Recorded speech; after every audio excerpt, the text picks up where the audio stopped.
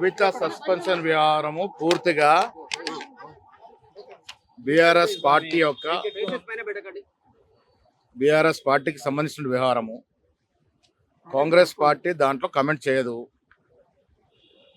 కవిత ఎందుకు సస్పెండ్ చేశారు, ఈ 6 మాసాలు జరిగినటువంటి వ్యవహారం అంతా కూడా బీఆర్ఎస్ పార్టీకి సంబంధించినటువంటి ప్రైవేట్ వ్యవహారం. అది దాంట్లో కాంగ్రెస్ పార్టీకి సంబంధం లేదు. కాంగ్రెస్ పార్టీ దాని గురించి కమెంట్ చేయదు. ఎవరు వెనకాల ఎవరున్నారు అనేది ఎన్నో ఊహాగానాలు వస్తాయి. కాంగ్రెస్ పార్టీకి కానీ, మా ముఖ్యమంత్రికి కానీ, మాకు కానీ ఎవరిని వెంటకి వేసుకురావాల్సిన అవసరం లేదు.